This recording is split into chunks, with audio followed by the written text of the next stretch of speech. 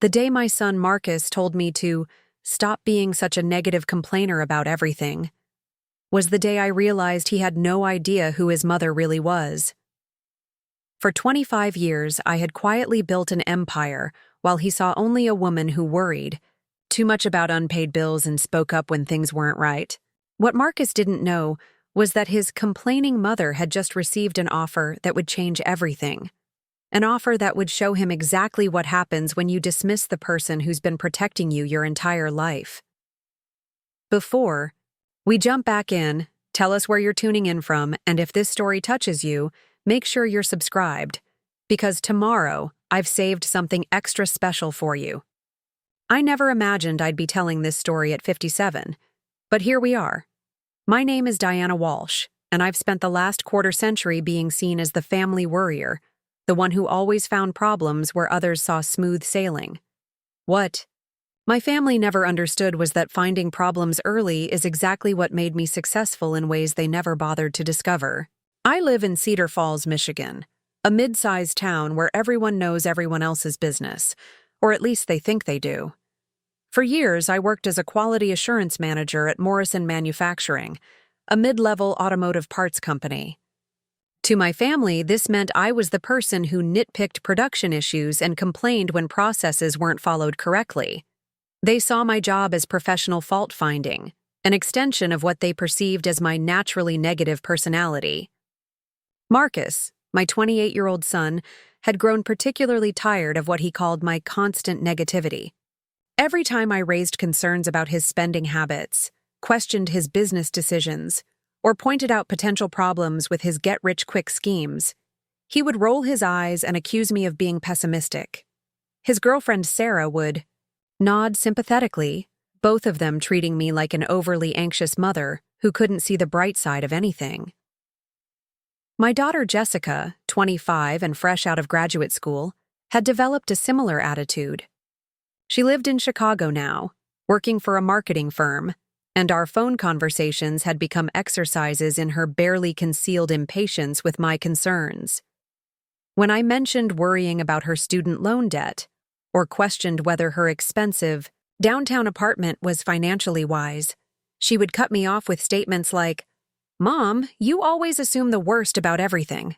The irony was that my so-called negativity had actually been the foundation of everything good in their lives. Every concern I raised, every problem I identified, every risk I pointed out had been carefully calculated to protect our family's future. But they saw only the surface. A mother who questioned, worried, and yes, complained when things didn't seem right. My husband Robert had passed away 8 years ago from a sudden heart attack, leaving me to navigate single parenthood. During the kids' college years, Robert had been the optimistic dreamer in our relationship, always encouraging big plans and bold moves. I had been the practical one, the voice of caution, the person who read the fine print and asked difficult questions. After his death, without his balance, my careful nature became even more pronounced, and the kids began to see me as simply negative rather than protective. What they didn't know was that my complaining had evolved far beyond family finances and household concerns. At Morrison Manufacturing, my attention to detail and willingness to challenge established processes had caught the attention of corporate leadership. While my children saw a middle-aged woman who found fault with everything, my supervisors saw someone with an exceptional ability to identify weaknesses and improve systems. 3 years ago, I had been promoted to Senior Quality Assurance Director, overseeing quality control for all of Morrison's facilities across the Midwest. The promotion came with a significant salary increase that I hadn't mentioned to my children, partly because I wanted to see how they managed their own finances, and partly because I had learned that discussing my professional successes often led to requests for financial help that didn't teach them responsibility. But even that promotion was just the beginning of something much larger that my family had no idea about. My real work, the work that was about to change everything, happened during evenings and weekends when they thought I was just obsessing over work problems. For the past 5 years, I had been developing proprietary quality control software, that could predict manufacturing defects before they occurred. Using machine learning algorithms and pattern recognition, my system could analyze production data and identify potential failures days or even weeks before they happened. What had started as a personal project to make my job easier had evolved into something revolutionary. The software, which I called Predictive QC, had been quietly tested at Morrison Manufacturing with remarkable results. Defect rates in our facilities had dropped by 87% since implementation. Production costs had decreased by 32%. Customer satisfaction scores had reached all-time highs. But because I had developed the system as an independent contractor and retained the intellectual property rights, Morrison was paying licensing fees for its use. Those licensing fees, combined with my salary and Robert's life insurance, had been quietly accumulating in investment accounts that my children knew nothing about. What they saw was a mother who clipped coupons, drove a 10-year-old sedan, and worried about spending money on anything beyond necessities. What they didn't see was that their penny-pinching mother had become quite wealthy through careful planning and innovative thinking. The breaking point came on a rainy Thursday evening in October. Marcus had stopped by my house, ostensibly to visit, but really to complain about his latest financial crisis. He worked in sales for a local electronics retailer, a job he'd taken, after his music production dreams hadn't materialized. His income was decent but inconsistent, and he had a troubling pattern of spending future commissions before they materialized. "Mom, I need to borrow $3,000, he announced, settling into the kitchen chair where he'd sat for family dinners throughout his childhood. "The band has an opportunity to record a demo with this producer in Nashville, but we need to cover studio costs up front. This could be our big break." I looked up from the predictive QC code I'd been reviewing on my laptop. Marcus was 28 years old, and this was the fourth big break he'd needed financial help with in the past 2 years. Each time, the opportunity had failed to materialize, leaving him deeper in debt and more dependent on my assistance. "Marcus, you still owe me $1,800 from the last recording opportunity," I said gently. "And before that, there was the equipment loan and the showcase event fees. Don't you think it might be wise to focus on building some savings before chasing another music investment?" His face darkened immediately. "There you go again, Mom. Always finding the negative angle. Always assuming things won't work out. You know what your problem is? You're a complainer. You complain about everything. My spending, Jessica's choices, problems at work that nobody else even cares about. You can't just be supportive for once." The accusation stung because it wasn't entirely wrong, but it wasn't entirely right either. "I'm not trying to be negative, honey. I'm trying to help you think through the financial implications before you make commitments you can't afford." "That's exactly what I'm talking about," Marcus said, his voice rising with frustration. "Financial implications, risk assessment, worst-case scenarios. Do you ever just have faith that things might work out? Do you ever believe in anything without immediately listing all the ways it could go wrong?" I closed my laptop, giving him my full attention. "Actually, yes. I believe in preparation. I believe in making informed decisions. I believe in learning from past mistakes and building on successes. But I also believe in facing reality rather than just hoping for the best." "See?" Marcus threw up his hands. "Even when you're trying to be positive, you sound like you're preparing for disaster. No wonder Dad always handled the money decisions. At least he understood that sometimes you have to take risks to get ahead." That comment hit harder than he'd intended. Robert had indeed been more willing to take financial risks, but it was my careful management that had made those risks possible.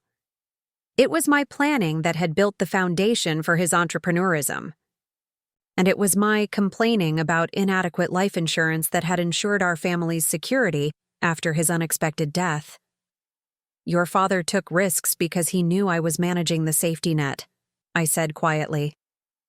"He could dream big because I was handling the details that made those dreams possible." Marcus stood up, clearly done with the conversation. "Look, Mom, I know you mean well, but your way of thinking just brings everyone down." Sarah's even noticed it. She says, coming, "Here is like walking into a cloud of anxiety and negativity. Maybe if you tried being more optimistic, more supportive, people would enjoy being around you more." The mention of Sarah's opinion particularly stung. I had always tried to make her feel welcome in our family, but apparently, my concerns about Marcus's financial decisions had been interpreted as personal criticism. "I'm sorry if my concerns come across as negativity," I said, working to keep my voice steady. "I just want what's best for you." "Then trust me to make my own decisions without constantly pointing out everything that could go wrong," Marcus said, heading toward the door. "I'm an adult, Mom. I can handle my own life without a running commentary of complaints and worst-case scenarios." After he left, I sat in my quiet kitchen, staring at the laptop that contained work worth millions of dollars. Marcus saw a mother who complained too much and worried about money unnecessarily. He had no idea that his negative mother had just received a preliminary offer from TechFlow Industries, one of the largest manufacturing software companies in the world, to purchase predictive QC for $42 million. The offer had arrived via secure email that afternoon, just hours before Marcus's visit. TechFlow had been quietly monitoring the results at Morrison Manufacturing, and their executives were convinced that predictive QC could revolutionize quality control across multiple industries. They wanted to buy the software, hire me as a consultant, and implement the system globally. $42 million for work I had done in my spare time, driven by the same attention to detail that my family dismissed as excessive worry. The same pattern recognition skills that made me a complainer had identified problems and solutions that could transform entire industries. The same risk assessment mindset that my children found pessimistic had created something valuable enough to make me financially independent for life. I opened my laptop and read through the TechFlow offer again, focusing on the implementation, timeline, and consulting requirements. The contract would require me to relocate to TechFlow's headquarters in Austin, Texas, for at least 18 months while overseeing the global rollout.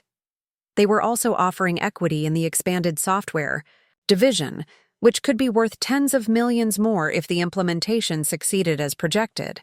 The timing was interesting. Jessica had been pressuring me to move closer to Chicago, arguing that I was getting older and would eventually need family support.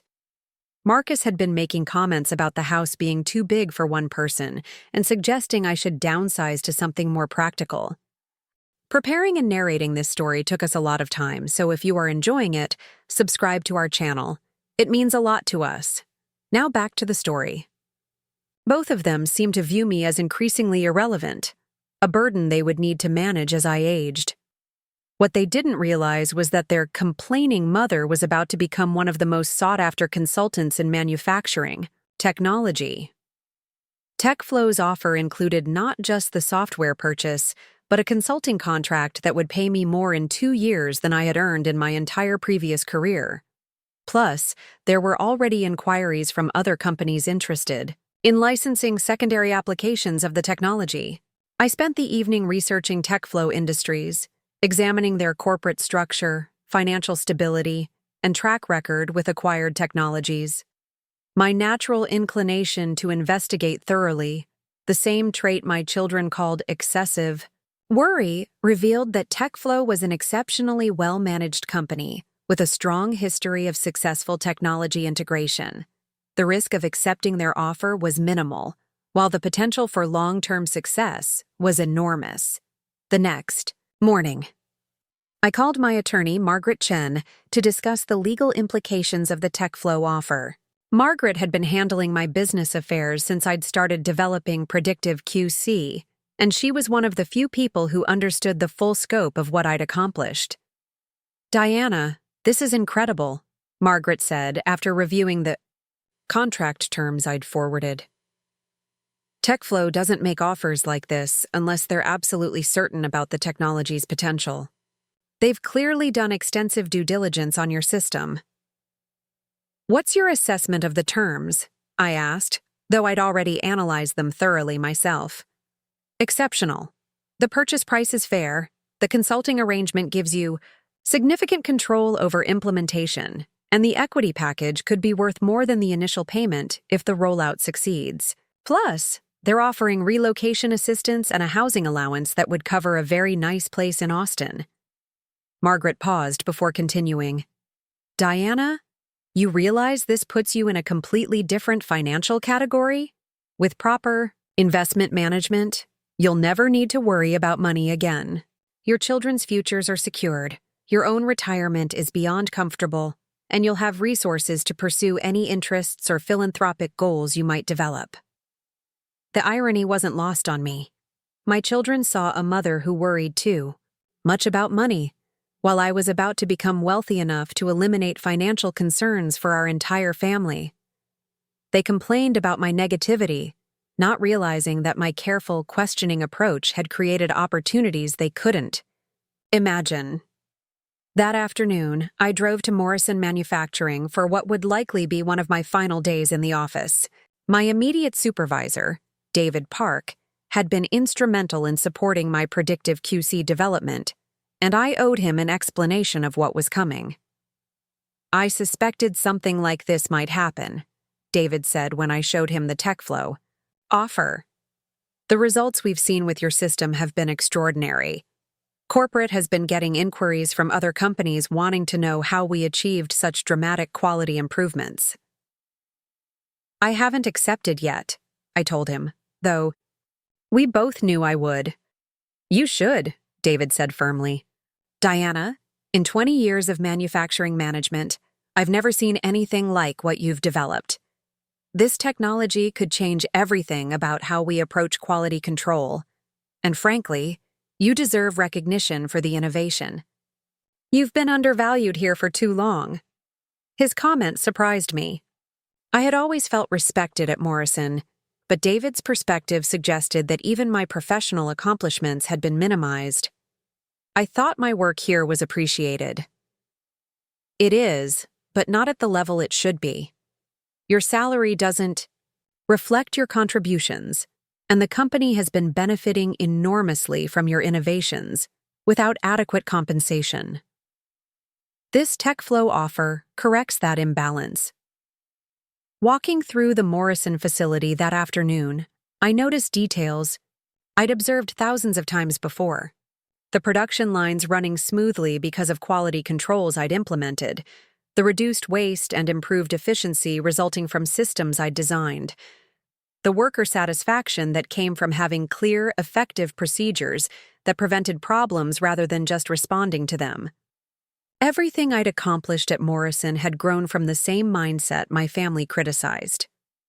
I identified problems, analyzed systems, questioned assumptions, and developed solutions.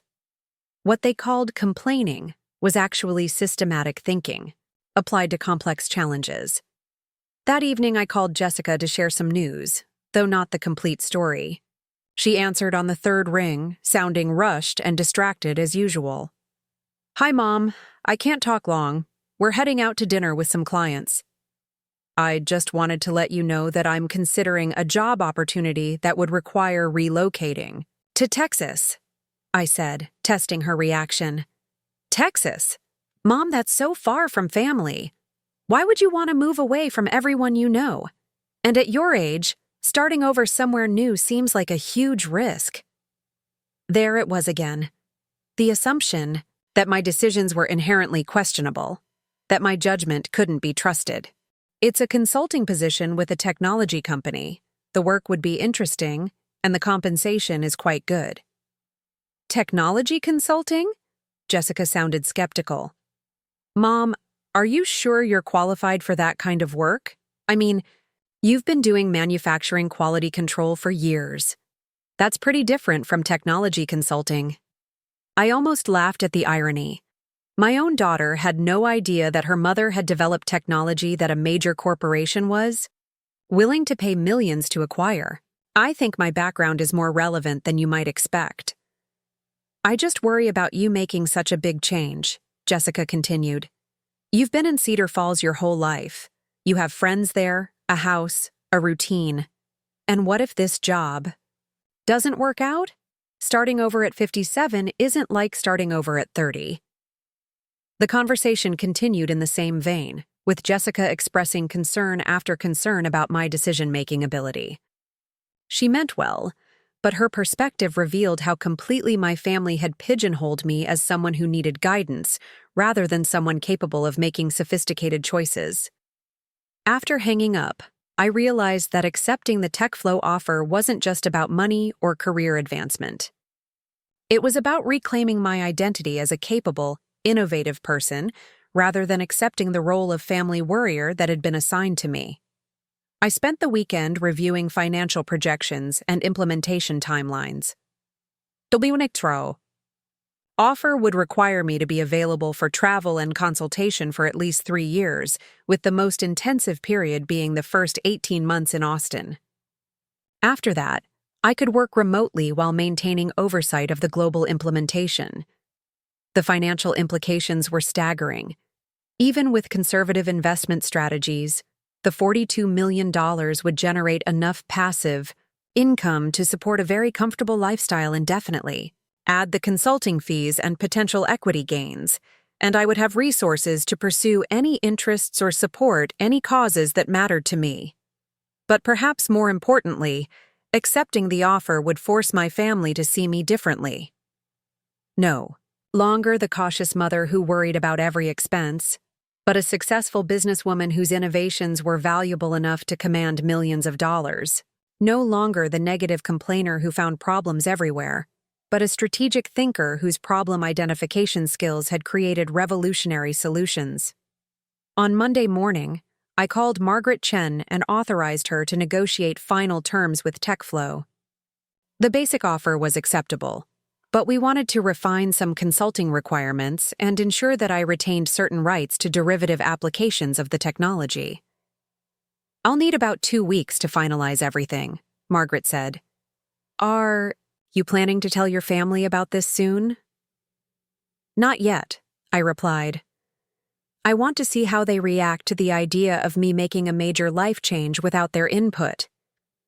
It will be interesting to discover whether they trust my judgment or assume I'm making another questionable decision."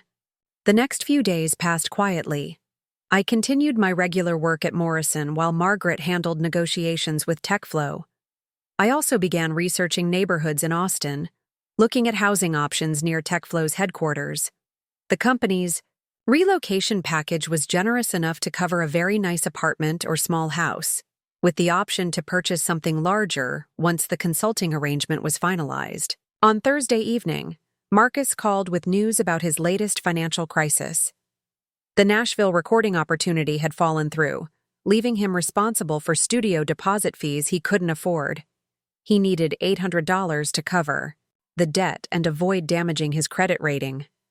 "I know you're going to say this is what you expected," he began, clearly anticipating my response. But the producer turned out to be running a scam. He took deposits from dozens of bands and then disappeared. "We're all trying to figure out how to recover our money." I listened quietly, recognizing the pattern I'd seen multiple times before. Marcus had a tendency to jump into opportunities without thoroughly researching the people involved or understanding the contractual details. It was exactly the kind of problem that careful vetting could have prevented. "I'm sorry that happened," I said genuinely. "Did you research the producer's background before sending money?" "See, there you go again," Marcus said with familiar frustration.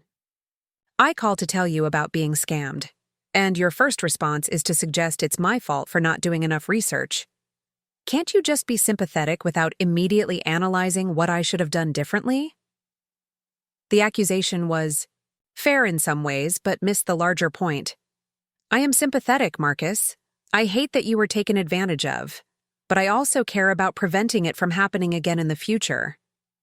"Right, by doing endless research and assuming the worst." "About everyone," he replied. "Mom, not everything requires a full investigation. Sometimes you have to trust people and take reasonable risks."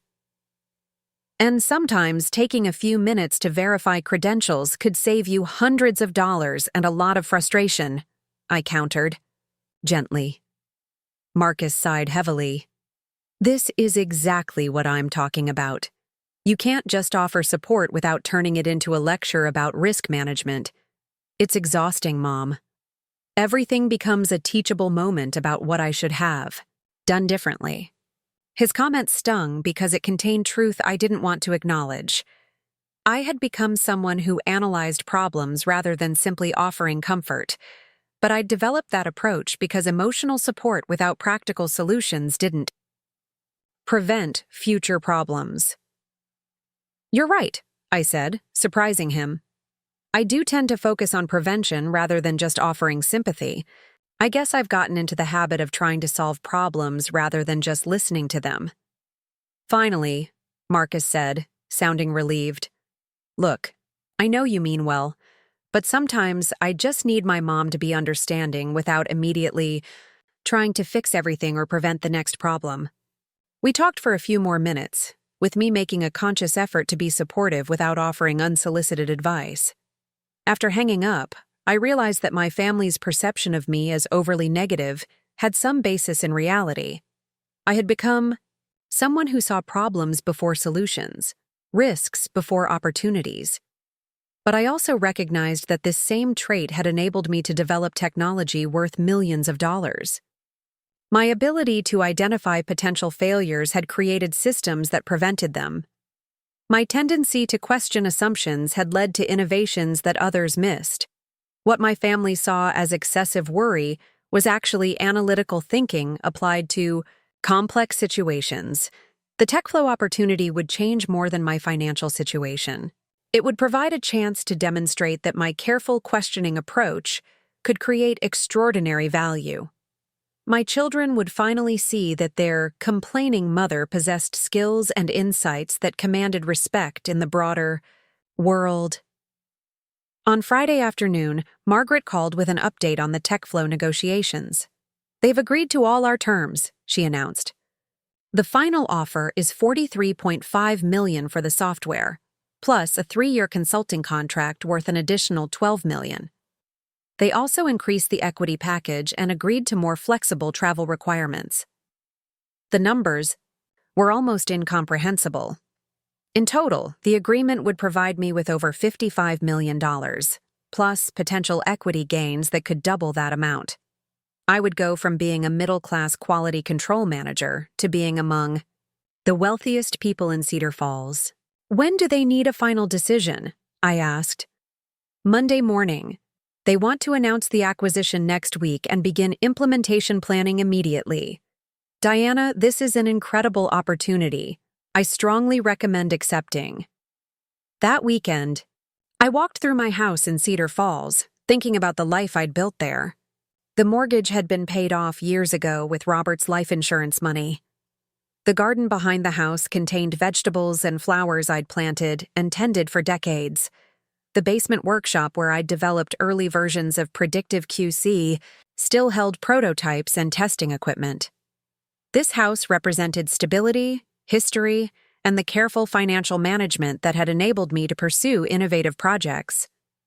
But it also represented the limitations that came with being seen as the family worrier, rather than the successful innovator I'd become. Austin would offer a completely fresh start, new colleagues who valued my expertise, interesting work that challenged my analytical abilities, financial freedom that eliminated the stress my family associated with my personality. Most importantly, it would provide an opportunity to demonstrate my capabilities rather than constantly defending my approach to problem solving. I spent Sunday afternoon drafting an email to Marcus and Jessica, explaining my decision to accept the TechFlow offer. I didn't mention the financial details, focusing instead on the professional opportunity and the chance to work on cutting-edge technology. I wanted to see how they reacted to news of my success before revealing the full scope of what I'd accomplished. The email was brief and factual, mentioning that I'd been developing manufacturing software that had attracted the attention of a major technology company. I explained that TechFlow had offered me a consulting position that would require relocating to Austin for at least 18 months. I emphasized that this was an exciting opportunity to work on projects that could impact industries worldwide. I sent the email Sunday evening and waited to see how my children would respond to news that their cautious, complaining mother had achieved something significant enough to command a major corporation's attention. Would they be proud of my accomplishment? Or would they immediately focus on the potential problems and risks involved in such a major life change? Their responses would reveal whether they were capable of seeing me as something more than the family worrier, or whether they had become so accustomed to dismissing my judgment that they couldn't recognize genuine success when it was right in front of them. The stage was set for a revelation that would change everything about how my family viewed me, and perhaps how I viewed myself. After years of being called a complainer, I was about to show them exactly what this complainer had accomplished while they weren't paying attention. Monday morning arrived with the crisp clarity that often accompanies life-changing decisions. I sat in my home office, staring at the final contract from TechFlow Industries spread across my desk. Margaret had delivered the documents at 8:00 sharp, along with a bottle of champagne she insisted I save for after signing. The terms were even better than we'd hoped, with additional provisions for intellectual property protection and a more flexible timeline for the Austin relocation. At 9:15, exactly on schedule, I signed the contract that would transform my life. Diana Walsh, the woman her children saw as an overly cautious complainer, had just become one of the most valuable technology consultants in the manufacturing industry. The irony was delicious and bitter at the same time. My phone buzzed with responses to the email I'd sent the night before. Jessica had replied first, as I'd expected. Her message was brief and tinged with the familiar concern that had become her default response to any decision I made independently. "Mom, this seems very sudden. Are you sure you've thought this through completely? Moving to Texas for a job? At your age seems like a big risk. What if the company isn't stable? What if you don't like living there? Have you researched the cost of living in Austin? I'm worried you're making an emotional decision without considering all the practical implications." The message made me laugh out loud. Jessica, who had never held a job for more than 2 years and regularly made impulsive decisions about everything from apartments to relationships, was lecturing me about practical implications. My daughter, who had accumulated $37,000 in credit card debt pursuing what she called lifestyle investments, was concerned about my financial judgment. Marcus had responded with even less enthusiasm. His message arrived an hour after Jessica's, clearly composed after they'd talked to each other about their shared concerns. "Mom, I don't understand why you'd want to leave everything you know for some tech company job. You've never worked in technology before. How do you even know you'll be good at it? And moving away from family when you're getting older seems like a mistake. What if you need help with something? What if this job turns out to be a scam like my recording thing? I just think you should slow down and really think about whether this makes sense." Both messages revealed the same underlying assumption that had frustrated me for years. My children genuinely believed that their judgment was superior to mine, that their concerns were more valid than my expertise, that their limited life experience somehow qualified them to evaluate decisions about my career and future. Neither response included congratulations on the professional opportunity. Neither acknowledged that a major corporation had sought me out for my expertise. Neither recognized that this development might indicate capabilities they hadn't previously understood. Instead, both focused immediately on potential problems and risks, ironically demonstrating exactly the kind of analytical thinking they criticized when I applied it to their situations. I composed careful responses to both messages, thanking them for their concern while gently pointing out that I had been making sound professional and financial decisions for much longer than they had been alive. I mentioned that the company had approached me based on work I'd been developing for several years, suggesting that this wasn't as sudden as it appeared. I didn't reveal the financial details or the true scope of what I'd accomplished, wanting to see how they processed the information they already had. The rest of Monday involved practical arrangements for my departure from Morrison Manufacturing. David Park helped me transition my current projects to other team members, though we both knew that some initiatives would likely stagnate without my direct involvement. The irony wasn't lost on either of us that Morrison was losing the person whose innovations had dramatically improved their performance metrics. "I hate to see you go," David said as we reviewed my final project reports, "but I'm excited to see what you accomplish with real resources and support. Morrison has benefited enormously from your work, but we've never been able to offer you the platform your innovations deserve." His comment reinforced something I'd been realizing throughout this process. Even at Morrison, where my contributions were valued and utilized, I had been operating within constraints that limited my potential impact. TechFlow was offering not just financial compensation, but the opportunity to implement my ideas on a scale that could revolutionize entire industries. Tuesday brought a surprise visit from Marcus. He arrived unannounced during my lunch break, clearly having taken time off from work to stage what felt like an intervention. He sat across from me in my kitchen, his expression serious and concerned, in a way that made him look much younger than his 28 years. "Mom, I've been thinking about this Texas thing all night," he began without preamble. "I talked to Sarah about it, and we both think you might be making a mistake. This company, TechFlow, have you researched them thoroughly? Do you know anything about their management, their financial stability, their track record with employees?" I almost smiled at the irony. Marcus, who had sent money to a fake recording producer without doing basic background research, was questioning my due diligence on a Fortune 500 company. "I've done quite a bit of research on TechFlow," I assured him. "They're a well-established company with excellent financial performance and a strong reputation in the technology sector." "But Mom, you don't have any experience in technology consulting," Marcus continued. "What if you get there and realize you're in over your head? What if they expect expertise you don't have? What if this whole thing falls apart and you're stuck in Texas with no job and no support system?" His concerns weren't entirely unreasonable, but they revealed a fundamental misunderstanding of what was actually happening. Marcus assumed I was taking a risk on an unfamiliar opportunity, when in reality TechFlow was investing in expertise I'd already proven. He saw potential failure where I saw validated success. "Marcus, can I ask you something?" I said, choosing my words carefully. "Do you trust my judgment about professional matters?" He looked uncomfortable with the direct question. "Of course I trust your judgment, Mom. It's not about trust.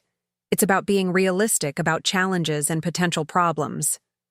But when I express concerns about your decisions, you call it being negative and complaining," I pointed out gently.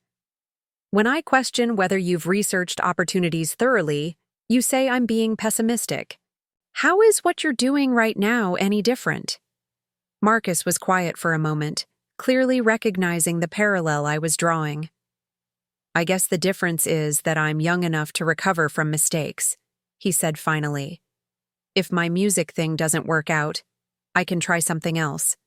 But at your age, if this Texas job goes badly, it could be really difficult to start over again." The comment stung because it revealed how completely Marcus had internalized the idea that my age made me vulnerable rather than experienced.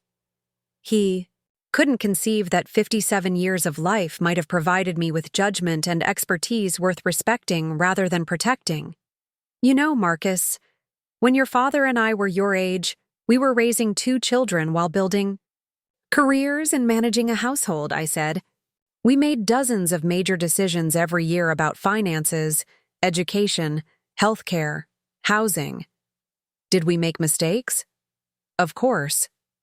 But we also developed judgment and analytical skills that came from real experience with consequences." Marcus looked thoughtful but unconvinced. "I know you and Dad were successful in your own way, Mom, but the world has changed a lot since then. Technology moves faster now. Companies are less loyal to employees. The economy is more volatile. Maybe the careful approach that worked in your generation isn't the best strategy anymore." His response revealed a perspective that was both touching and frustrating. Marcus genuinely believed he was protecting me from a world I couldn't understand, while simultaneously dismissing the idea that my experience might provide insights he lacked. He saw changes in technology and economy as evidence that my judgment was outdated, rather than recognizing that my ability to adapt and innovate had enabled me to thrive in those same changing conditions. You might be right about some of those changes, I acknowledged. But adaptability and sound judgment aren't generational traits. They're skills that develop through experience with diverse challenges. We talked for another hour, with Marcus gradually becoming more supportive, though still clearly worried about what he saw as an impulsive decision. He left promising to help with anything I needed for the move, but I could see he remained, convinced that his cautious mother was taking an uncharacteristic risk that would likely end badly. That afternoon, I received a call from TechFlow's Human Resources Director, confirming my start date and beginning the process of arranging temporary housing in Austin. The efficiency and professionalism of their approach reinforced my confidence in the decision. This wasn't a startup gambling on untested ideas, but an established company implementing a carefully planned acquisition strategy. Wednesday brought news that complicated my emotional landscape significantly. Margaret called, with information about a potential development that could accelerate everything I'd been planning.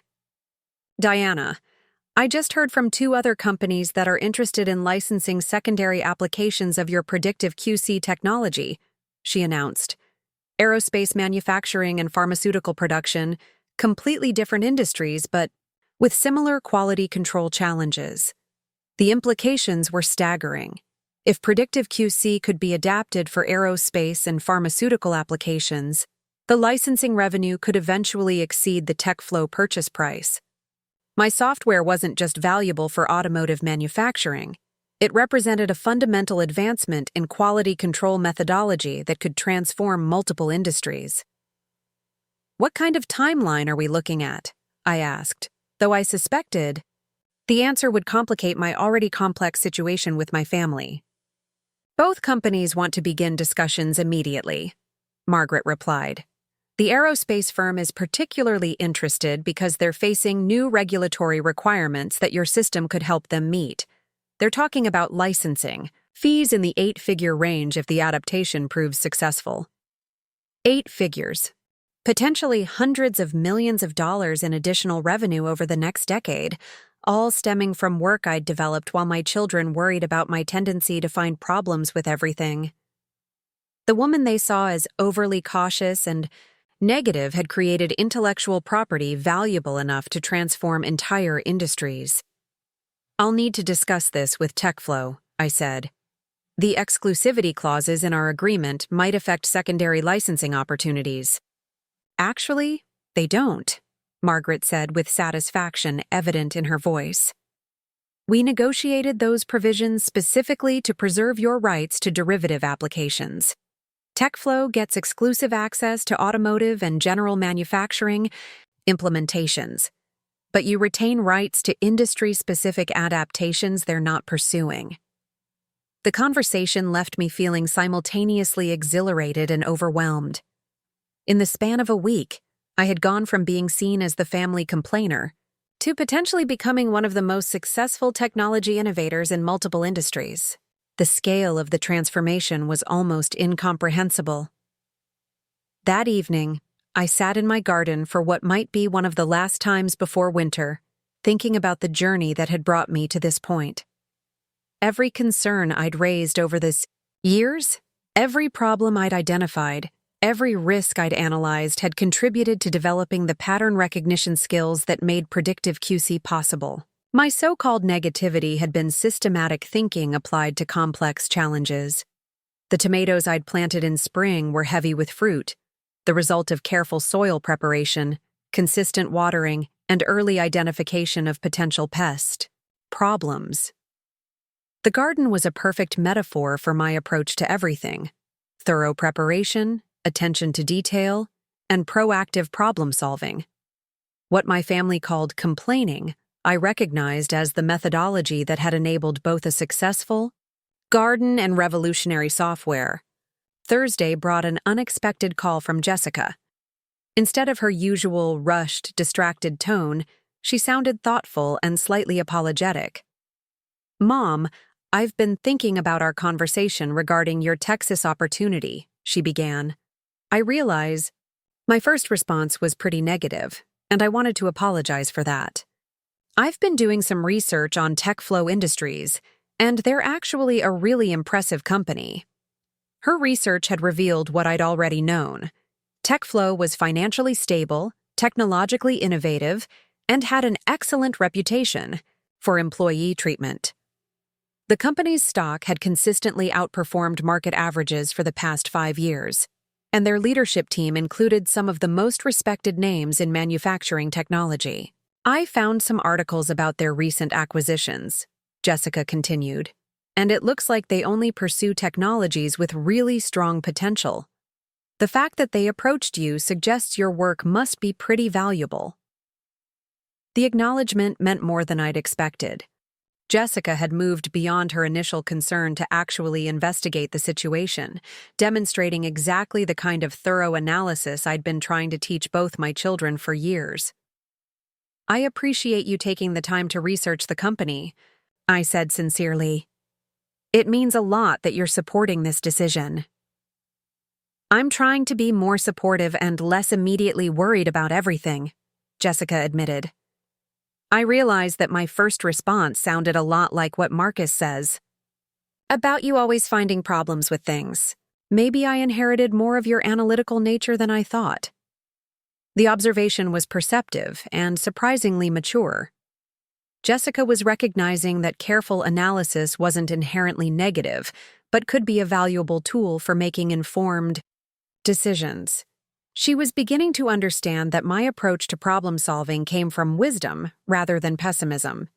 "Your analytical nature is one of your strengths," I told her. "The key is learning to balance caution with confidence, which comes from experience with making good decisions." We talked for nearly an hour, the longest conversation we'd had in months that didn't involve Jessica cutting me off or expressing frustration with my concerns.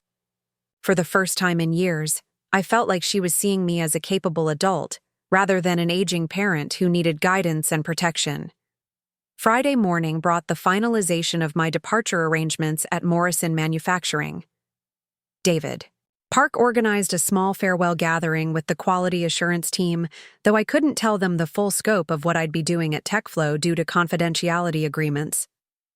What I could share was that my work on production optimization had led to a consulting opportunity with a major technology company.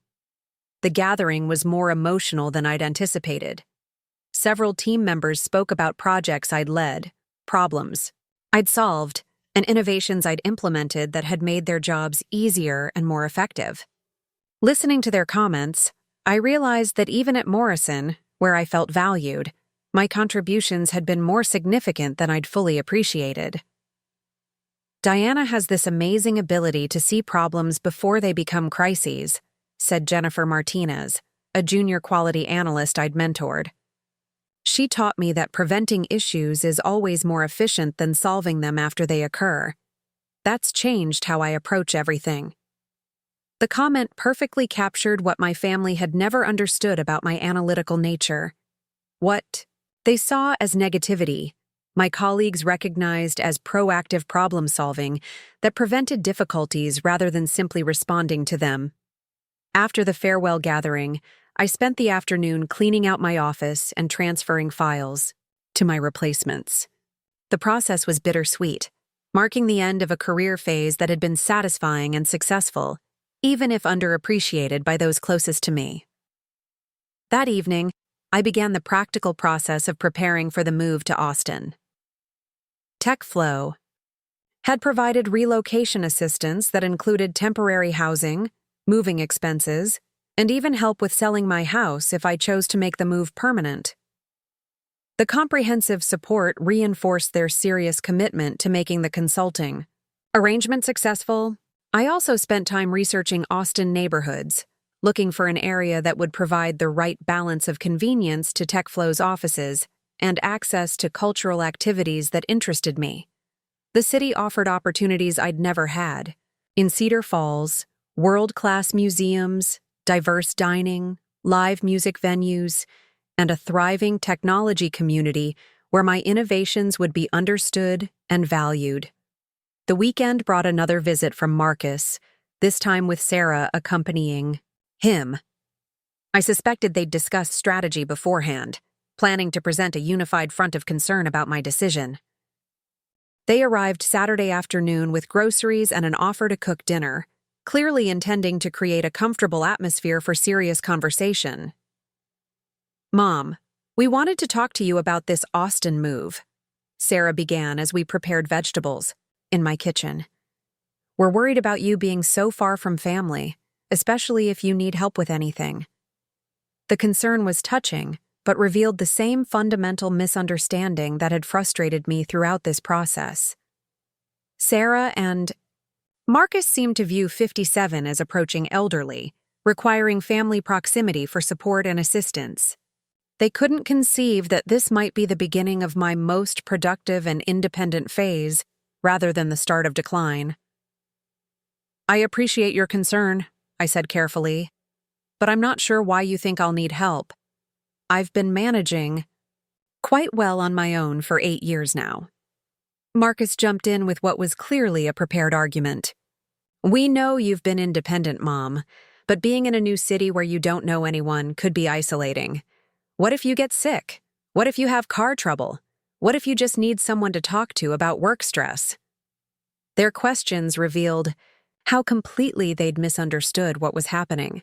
They assumed I was taking a job that might be stressful and challenging, when in reality, TechFlow was paying me enormous sums to implement technology I'd already perfected.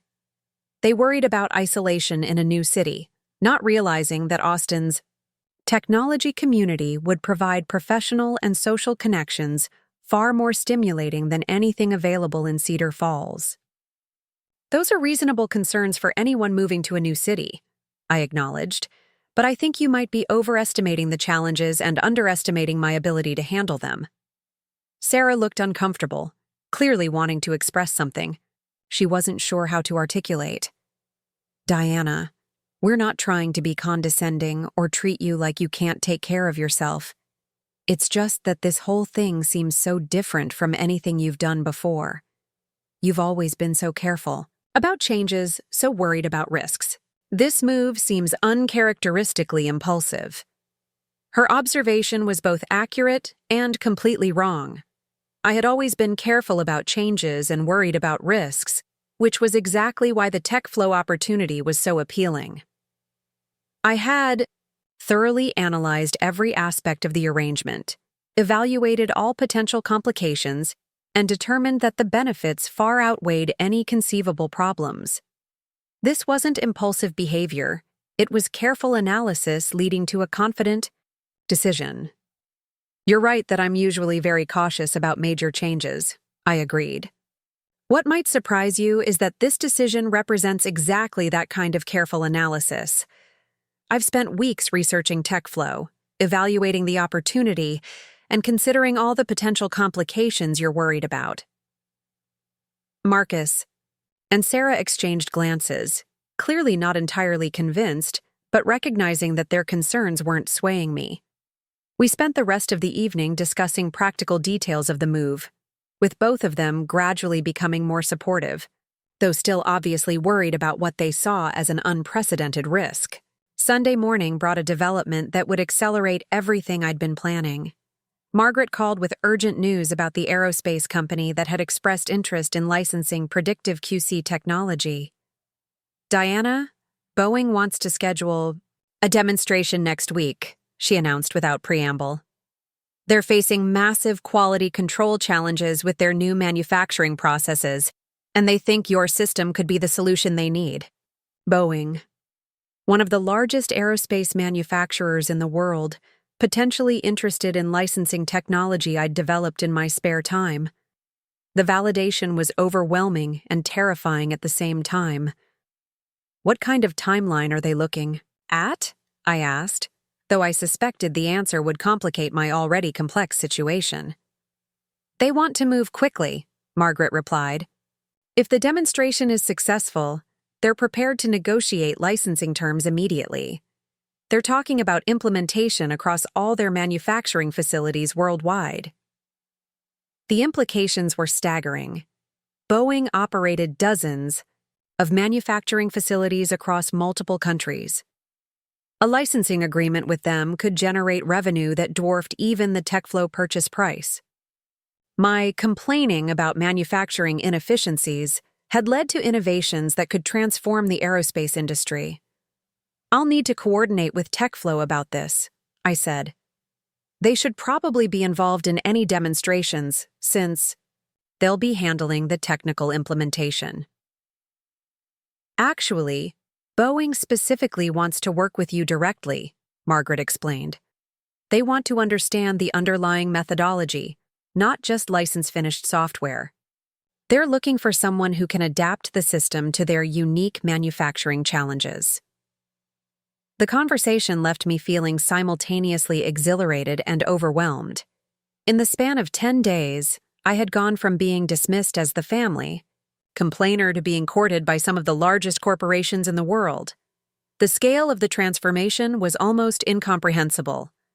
That afternoon, I made a decision that would change everything about how my family saw me, and perhaps how they saw themselves. I called Margaret and asked her to prepare a comprehensive summary of all my recent business developments, including the TechFlow purchase, the consulting contract, the potential Boeing licensing deal, and the estimated value of the combined opportunities. "Are you planning to share this information with your family?" Margaret asked, understanding the significance of the request. "It's time they understood what their complaining mother has actually accomplished," I replied. "They need to see that the analytical thinking they've been criticizing has created something extraordinary." Margaret agreed to have the summary prepared by Monday morning.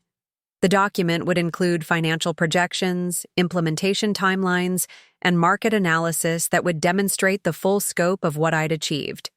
My children would finally understand that their mother wasn't just taking a risky job in Texas, but had become one of the most valuable consultants in manufacturing technology. Sunday evening, I sat in my quiet house, preparing for conversations that would fundamentally alter my relationships with Marcus and Jessica.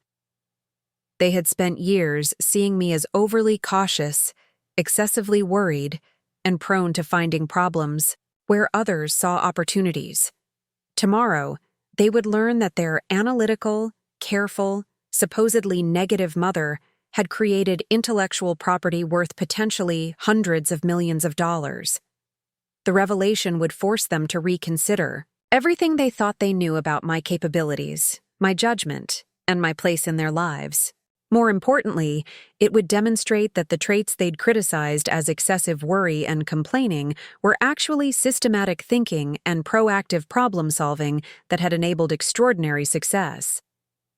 As I prepared for bed, I realized that this wasn't just about proving my worth to my children.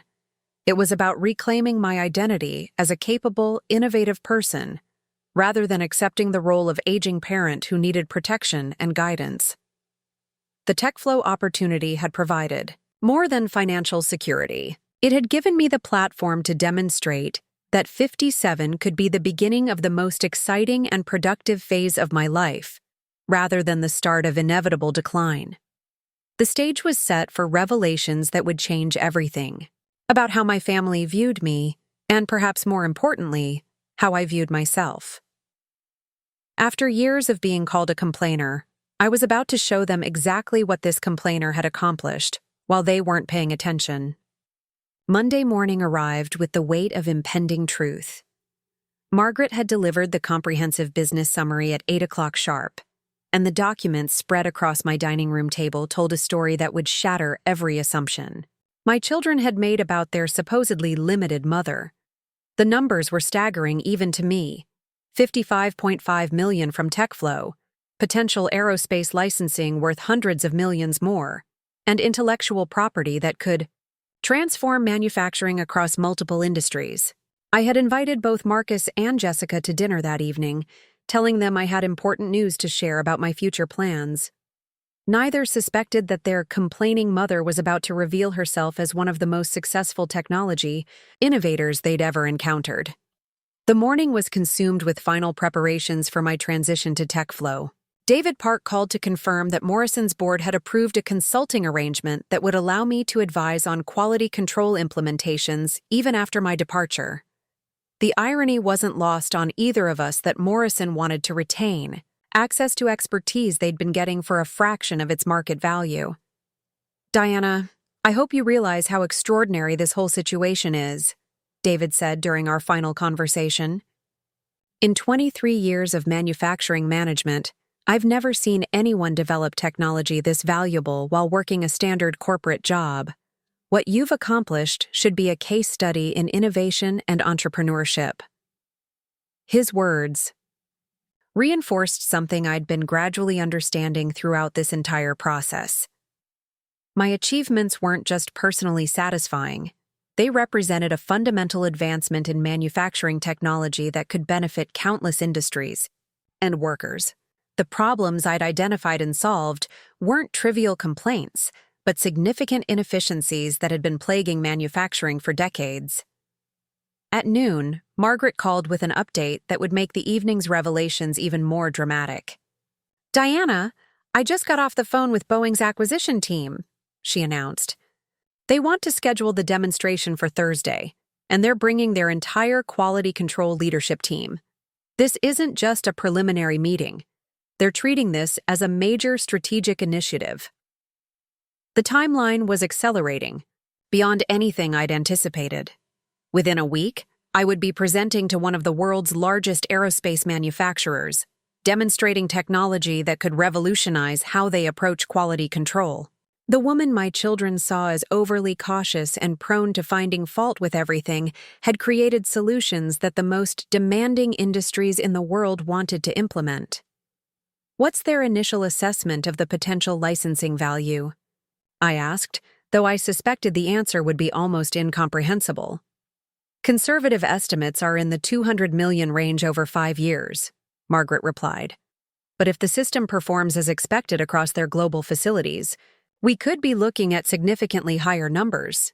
Boeing operates in environments where quality failures can be catastrophic, so they're willing to pay premium prices for technology that prevents problems rather than just detecting them." $200 million. For work I'd developed, while my family worried about my negative attitude and tendency to complain about inefficiencies. The analytical thinking they'd criticized had identified problems worth solving on a scale that could benefit entire industries. The afternoon was spent preparing for conversations that would fundamentally alter my relationships with Marcus and Jessica. I organized the business documents Margaret had prepared, arranging them in a sequence that would tell the story of what I'd accomplished while they'd been dismissing my capabilities.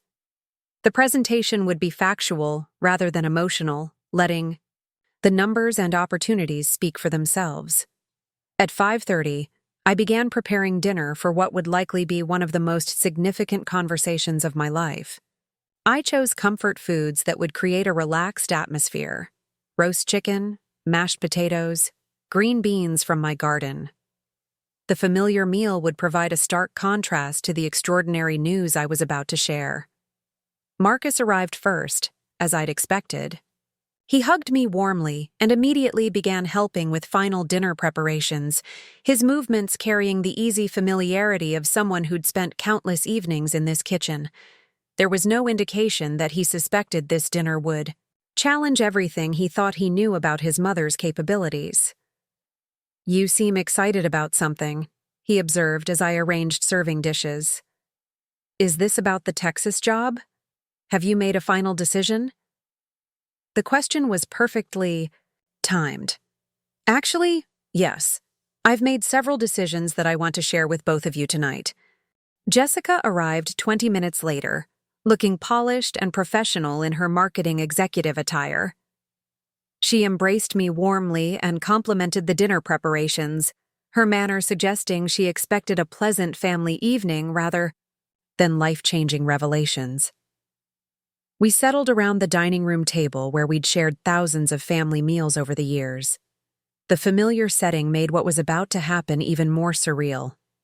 This was where I'd helped them with homework, discussed their college plans, listened to their relationship problems, and offered advice they'd increasingly dismissed as overly cautious. "So what's this important news?" Jessica asked as we began eating. "Have you decided whether to take the consulting position?" I set down my fork and looked at both of them directly.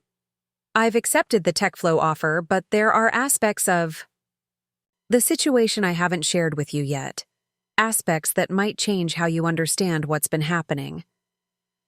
Both children looked attentive but not particularly concerned. They clearly expected details about relocation logistics or job responsibilities, not revelations that would shatter their understanding of their mother's professional achievements. "Remember when you've criticized me for always finding problems with things?" I began carefully. "For being too negative, too focused on what could go wrong, too prone to complaining about inefficiencies?" Marcus and Jessica exchanged glances, obviously wondering where this conversation was heading. "Mom, we've never meant to hurt your feelings," Jessica said diplomatically. "We just sometimes think you focus too much on potential problems instead of enjoying positive opportunities." "That's exactly what I want to discuss," I replied. "Because that analytical approach you've been criticizing has led to something neither of you could have imagined." I reached for the folder Margaret had prepared and placed it on the table between us. "For the past 5 years, I've been developing software that applies systematic problem identification to manufacturing quality control. The same methodology you call complaining, applied to preventing defects before they occur." Marcus looked confused. "Software development? Mom, you work in quality assurance at Morrison. When did you start developing software?" "Evenings and weekends," I explained.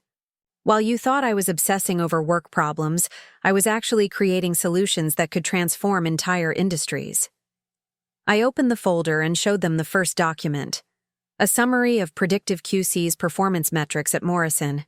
Manufacturing: defect reduction of 87%, cost savings of 32%, customer satisfaction improvements that exceeded industry benchmarks by unprecedented margins. "This is incredible," Jessica said, studying the data. "You developed software that achieved these results?" "I did, and last week, TechFlow Industries purchased that software for $43.5 million. The silence that followed was profound. Both Marcus and Jessica stared at me with expressions that cycled through disbelief, confusion, and slowly dawning comprehension. The number was so far beyond their expectations that they seemed unable to process it immediately. "43 million?" Marcus finally whispered. "Mom, are you serious?" "Completely serious, but that's just the beginning." I showed them the consulting contract documents. "TechFlow has also hired me as a senior technology consultant for $12 million over 3 years. They want me to oversee global implementation of the system." Jessica's hands were shaking slightly as she examined the contract details. "This is real? These numbers are actually real?" "Absolutely real. Margaret Chen, my attorney, negotiated every detail. The money has been transferred to secured accounts. The consulting arrangement begins next month." I watched as both of my children struggled to reconcile this information with their understanding of who their mother was. The woman they'd seen as overly cautious and prone to finding fault had created technology worth tens of millions of dollars. The analytical thinking they'd criticized had enabled achievements that exceeded anything they'd accomplished in their own careers. "But Mom," Marcus said slowly, "how did you develop something this valuable without any of us knowing? How did you learn software development? When did you have time for this kind of work?" "I learned programming because I wanted to automate quality control processes that were being done manually," I explained. "I developed the algorithms because I could see patterns in manufacturing defects that others were missing. I spent 5 years refining the system because I believed it could make a real difference. The same 5 years when we kept telling you to be more positive and stop complaining about everything." Jessica realized, her voice barely audible. Exactly. Every time I raised concerns about inefficiencies, analyzed potential problems, or questioned why things were being done in certain ways, I was developing the systematic thinking that made this software possible. I showed them additional documents that detailed the scope of what predictive QC could accomplish. Implementation across TechFlow's global network. Potential applications in aerospace, pharmaceutical, and electronics manufacturing. Conservative revenue projections that exceeded $1 billion over the next decade. This is insane, Marcus said, reading through the market analysis. You're going to be working with companies like Boeing and Johnson & Johnson? Actually, Boeing has already requested a demonstration for Thursday. They're interested in licensing the technology for all their manufacturing facilities worldwide. The revelation prompted another long silence as both children absorbed the implications. Their mother, whom they'd been advising to be more cautious about taking risks, was being courted by some of the largest corporations in the world. The woman they'd worried about making sound decisions had created intellectual property that industry leaders were eager to implement. "Mom, I don't understand," Jessica said finally. "If you've accomplished all this, why didn't you tell us? Why let us think you were just working a regular job at Morrison?" The question went to the heart of everything that had been troubling me about our relationships.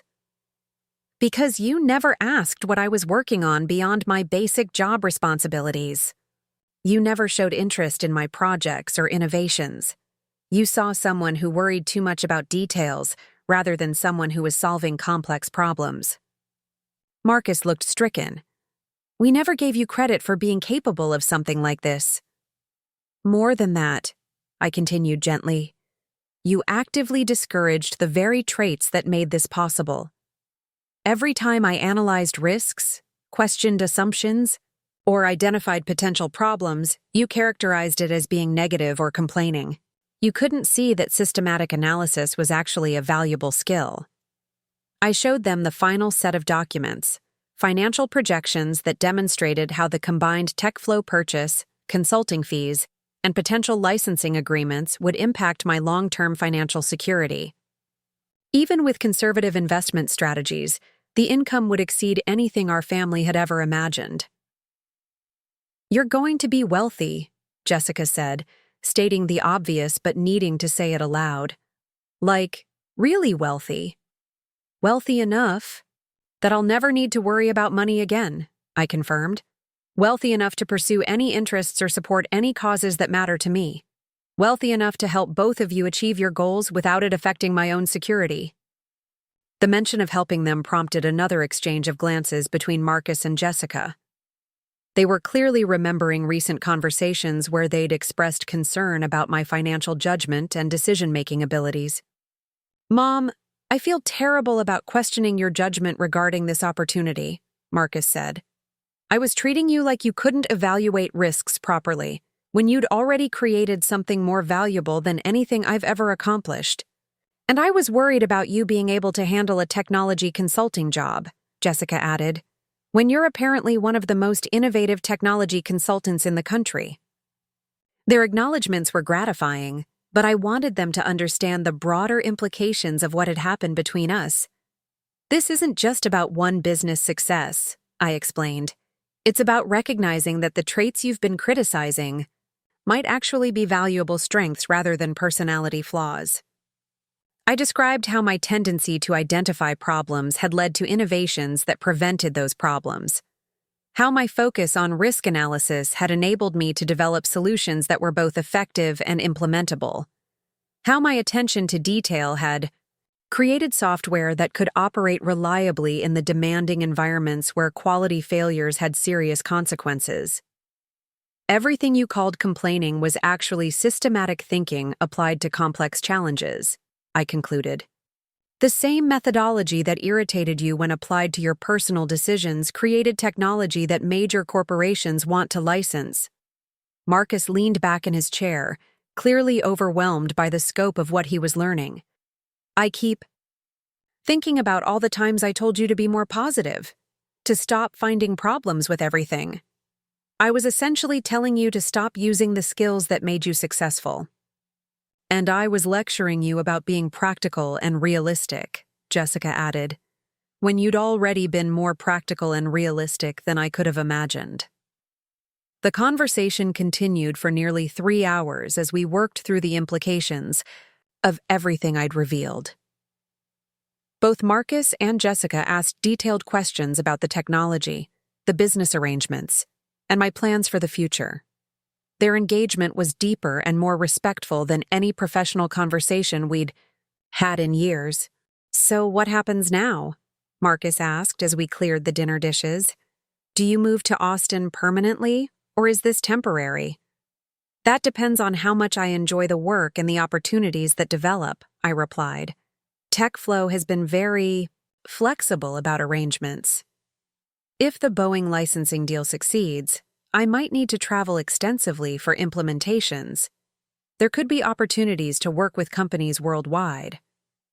Jessica looked thoughtful. "Mom, can I ask you something personal? Are you excited about this, or does it feel overwhelming?" The question surprised me with its perceptiveness. "Both," I admitted. It's exhilarating to finally have my work recognized and valued at this level. But it's also intimidating to realize how dramatically my life is about to change. "You deserve this recognition," Marcus said firmly. "And honestly, learning about what you've accomplished makes me really proud to be your son. I'm sorry it took something this dramatic for me to understand what you're capable of."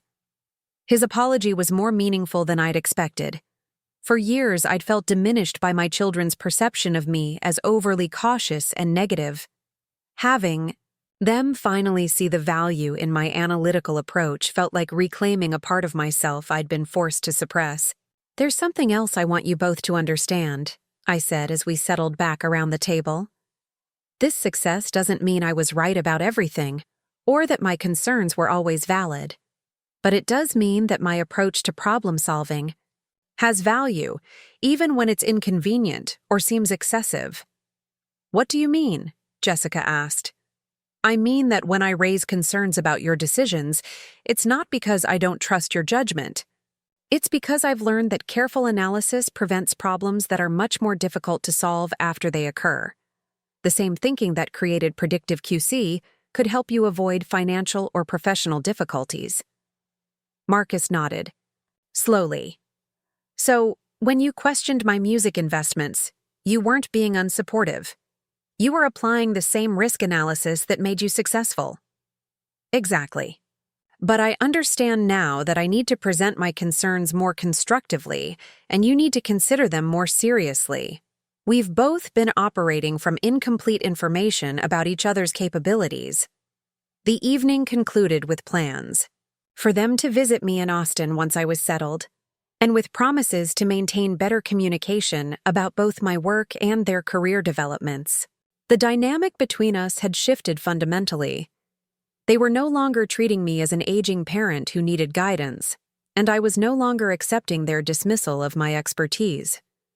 The following morning brought news that would accelerate everything even further. Margaret called with an update from Boeing that exceeded our most optimistic projections. "Diana, they want to move forward immediately," she announced. "They're not just interested in licensing the technology. They want to establish a long-term partnership for developing aerospace-specific applications. They're talking about creating a dedicated research division with you as the technical director." The proposal was staggering in its scope and implications. Boeing wanted to hire me not just as a consultant, but as the leader of a research division focused on advancing quality control technology for aerospace manufacturing. The compensation package they were proposing exceeded even the TechFlow arrangement. "What kind of timeline are they envisioning?" I asked, though I suspected the answer would require significant coordination with my existing commitments. "They want the research division operational within 6 months," Margaret replied. "They're prepared to offer whatever resources and compensation are necessary to make that happen. Diana, this could be bigger than the TechFlow deal." The conversation left me feeling simultaneously exhilarated and slightly overwhelmed. In the span of 2 weeks, I had gone from being dismissed as the family complainer to being courted by multiple Fortune 500 companies for my expertise. The scale of the transformation was almost incomprehensible. That afternoon, I called both Marcus and Jessica to share the Boeing development. Their responses revealed how completely their perception of me had changed overnight. "Mom, this is incredible," Jessica said immediately. "You're going from one major opportunity to an even bigger one. How are you managing to stay calm about all this?" "This is what happens when someone with your analytical skills gets proper recognition," Marcus added. "I bet Boeing realizes they need exactly the kind of systematic thinking you specialize in." Their enthusiasm and support felt like gifts I'd been waiting decades to receive. Instead of expressing concern about whether I could handle new challenges, they were celebrating my success and treating me as someone whose judgment they respected. The Boeing demonstration on Thursday exceeded everyone's expectations.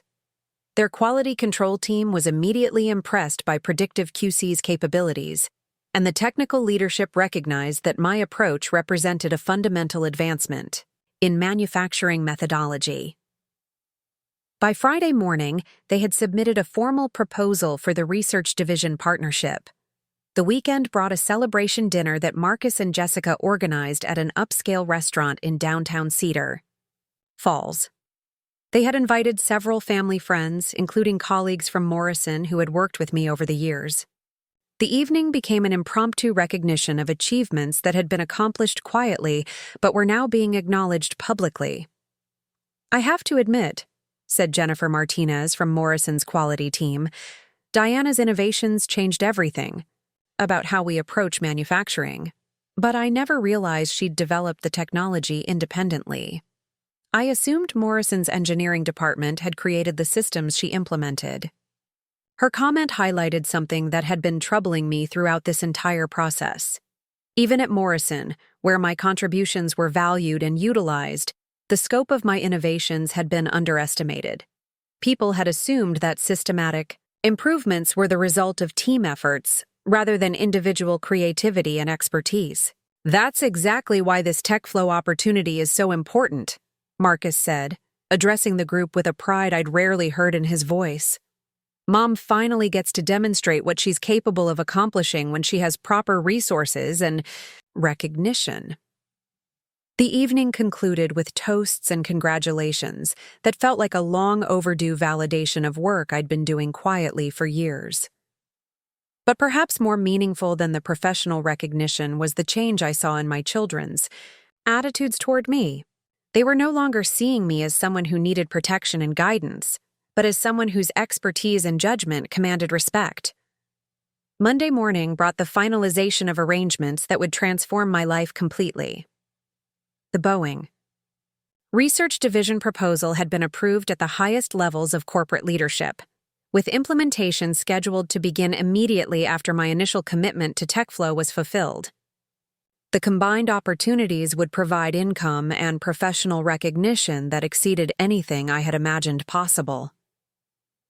As I prepared for my departure to Austin, I reflected on the journey that had brought me to this point.